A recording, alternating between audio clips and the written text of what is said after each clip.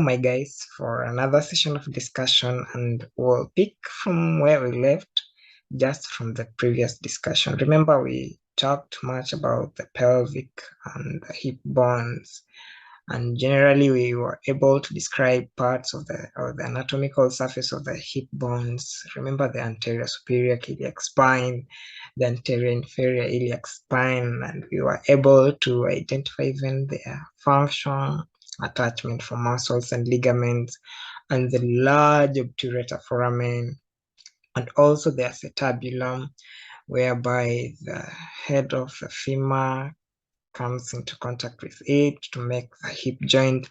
And also we were able to identify the true and the false pelvis, and finally the difference between male and female pelvis.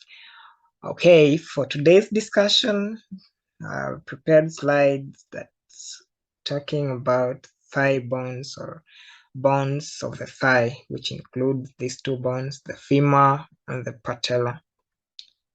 Let's move ahead and check what are these bones. Remember to subscribe my channel as always, and if you need the notes as well, you can tip me from the chat box and I'll give it to you right away.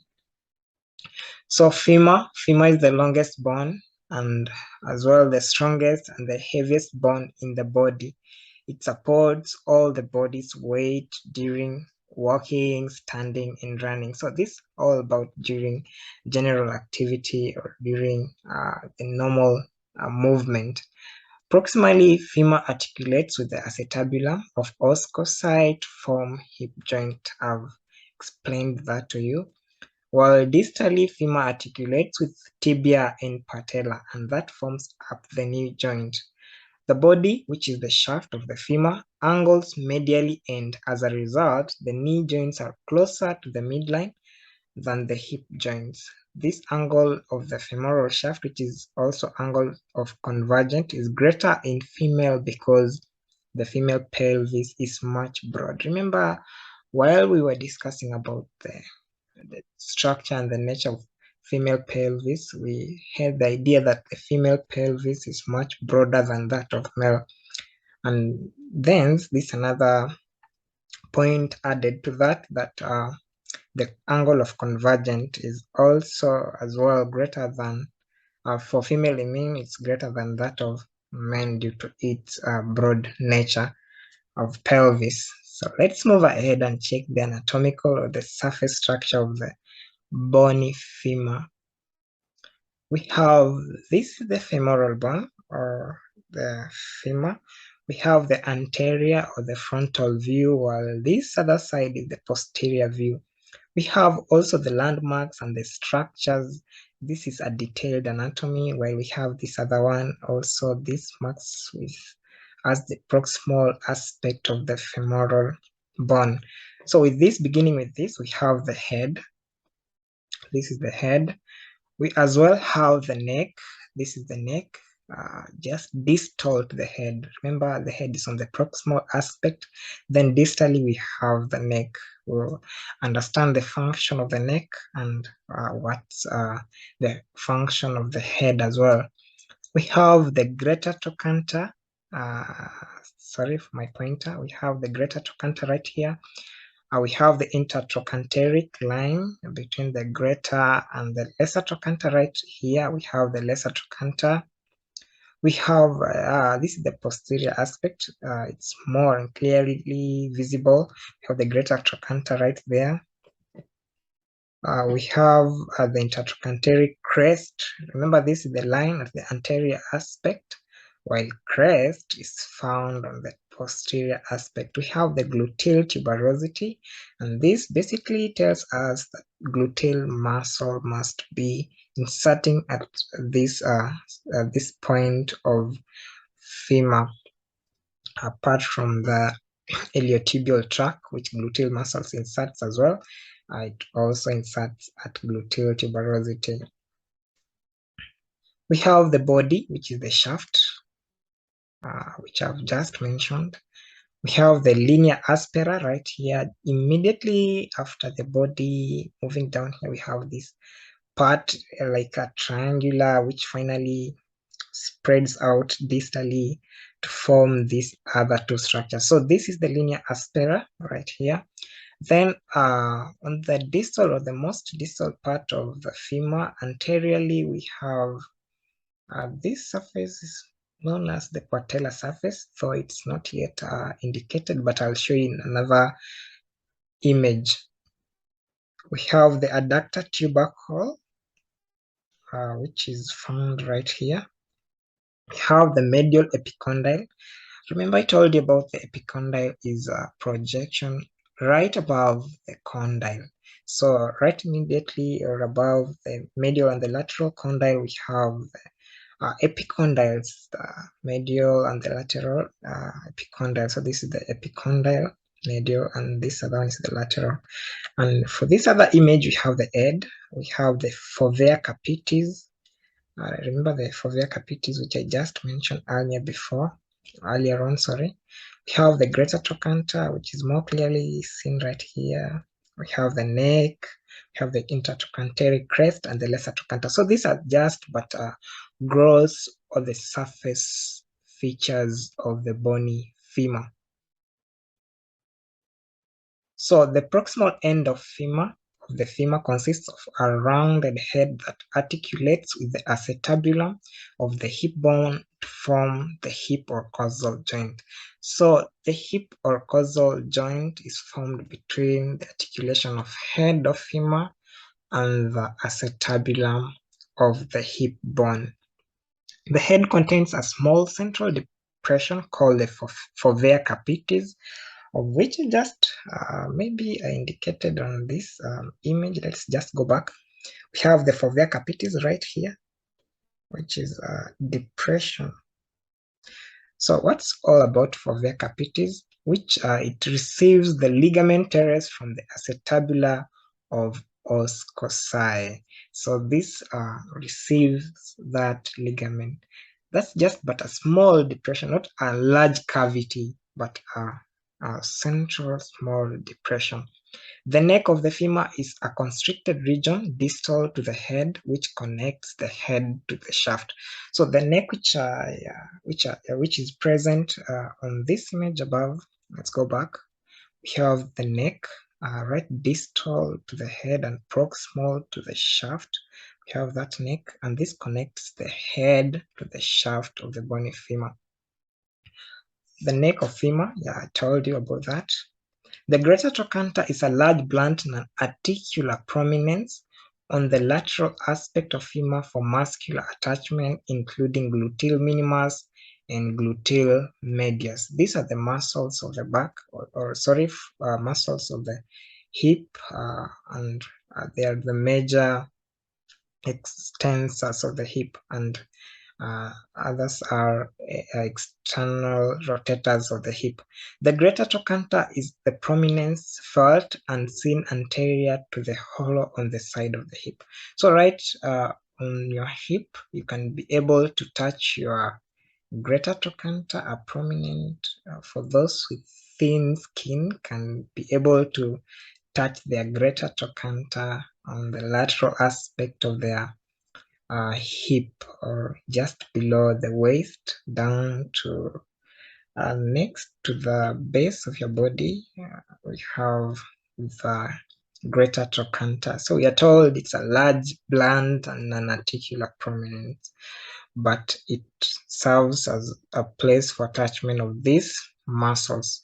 This is the gluteal minimus and the gluteal medius, but not gluteal maximus. So we have another muscle known as the gluteal maximus, but that does not attach to the greater trochanter.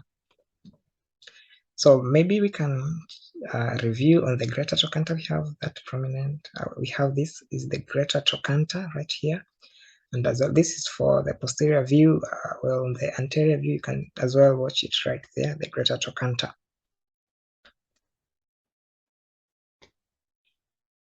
So the case of this bone was extracted from a dead tissue. Let me just consider that, because actually these are dead tissue, even from the image shown here.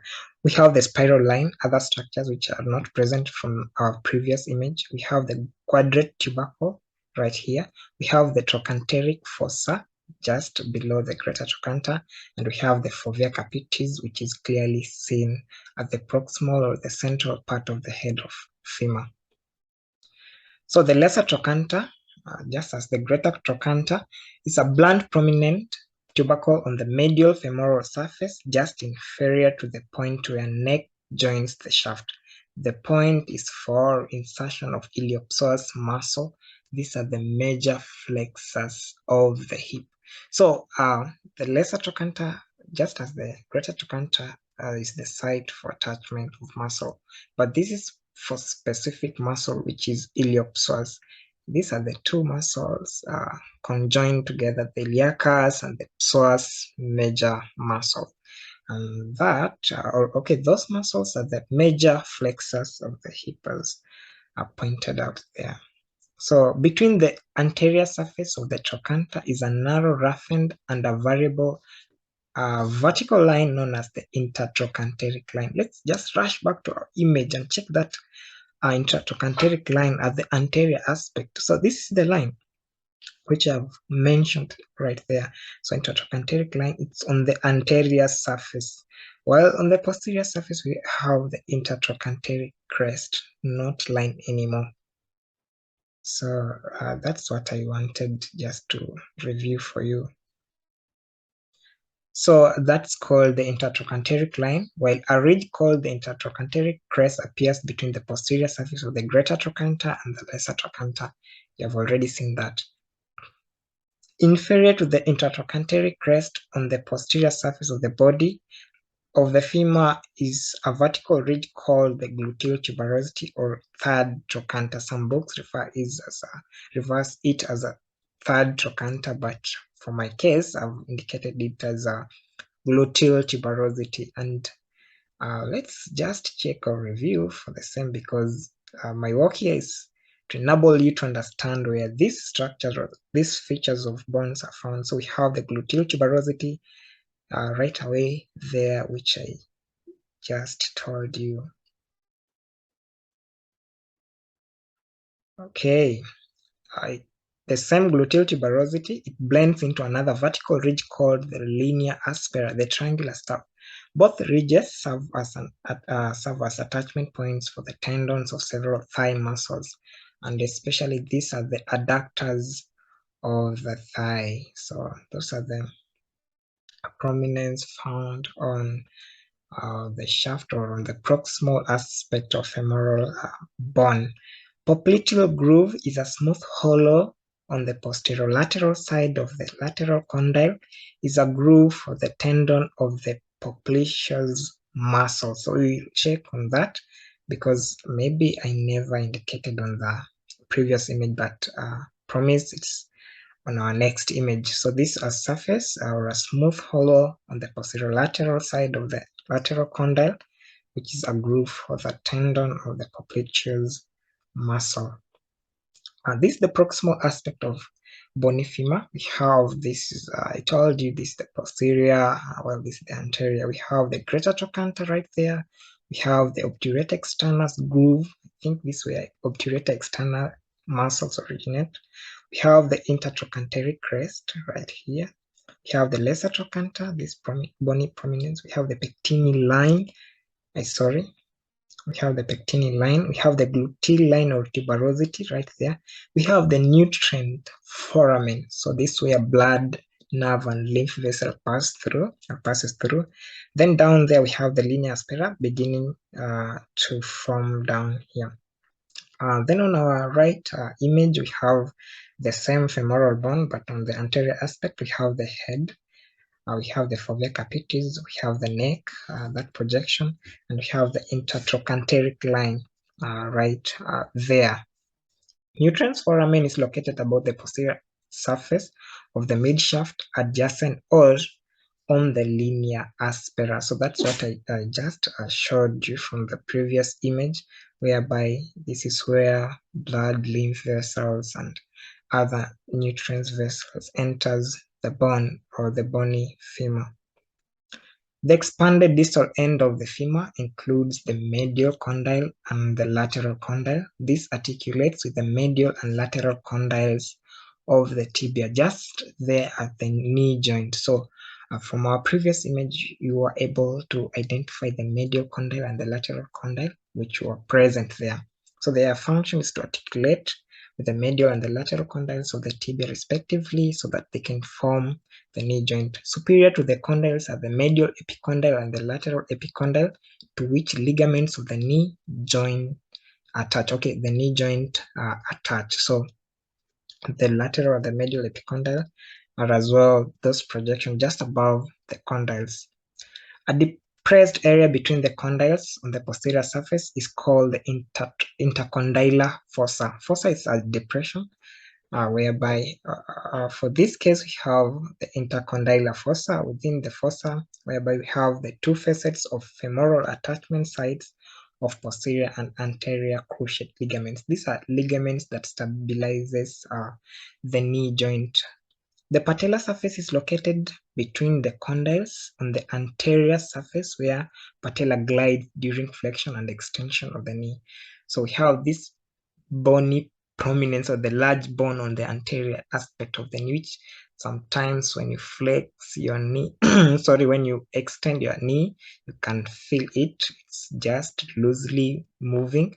While when you flex your knee, it's firmly fixed on the knee, and it's found on the anterior aspect. We will be able to read and understand about the patella. So we as well have the patella surface located on the distal aspect of the femur bone, and this is where the patella glides. Just superior to the medial epicondyle is the adductor tubercle, a roughened projection that is the site or a site of attachment of the adductor magnus muscle. So these are the adductors of the thigh, and their site of attachment is at adductor tubercle. So let's move ahead and check these other structures in a gross anatomy.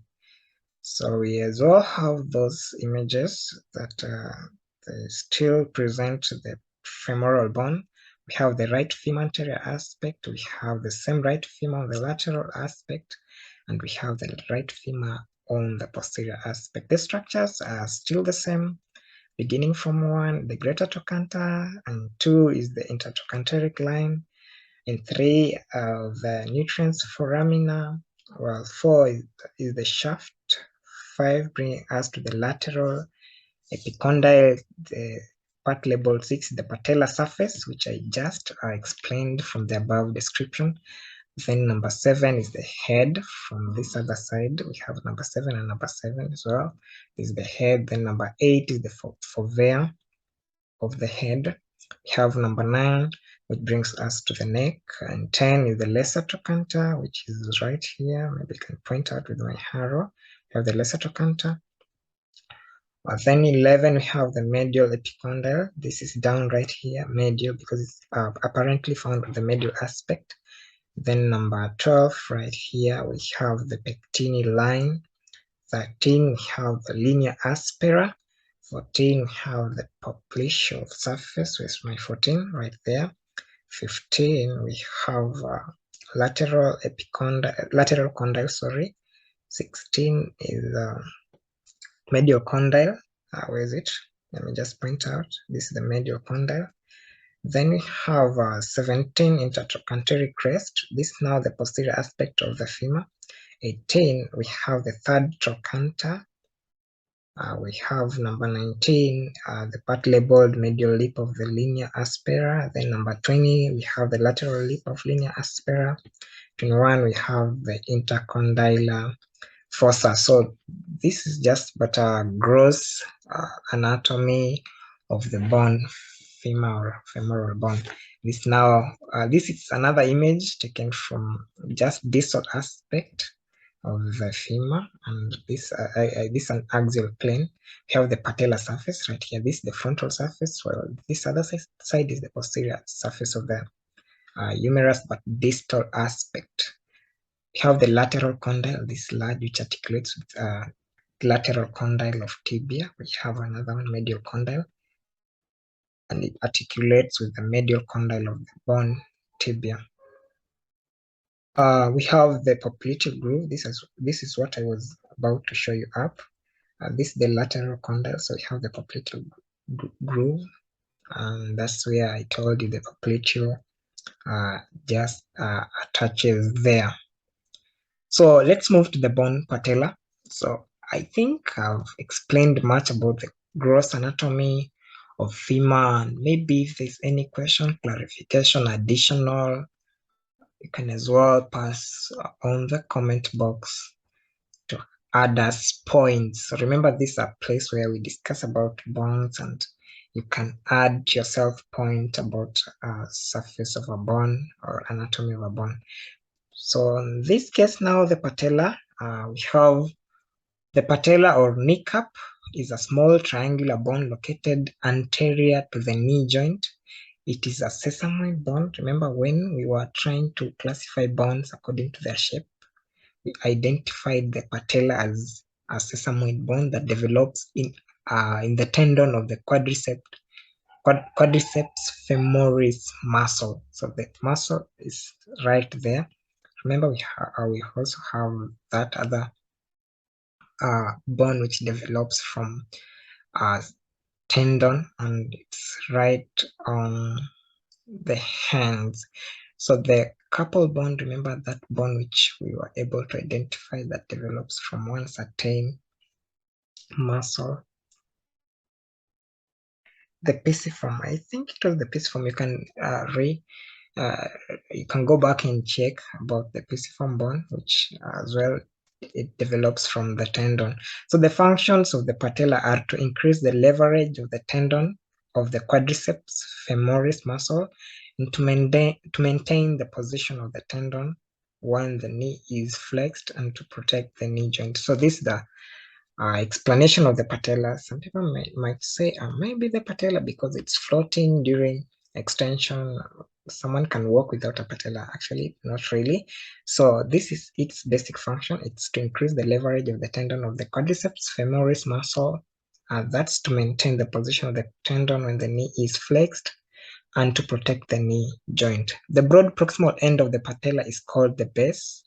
The pointed distal end is the apex.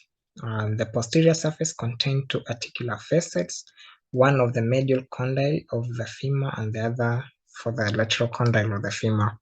The patellar ligament attaches the patella to the tibial tuberosity, which is found on tibia. When we will be getting to the description of the tibia or the bones of the leg, we will be able to identify the tibial tuberosity.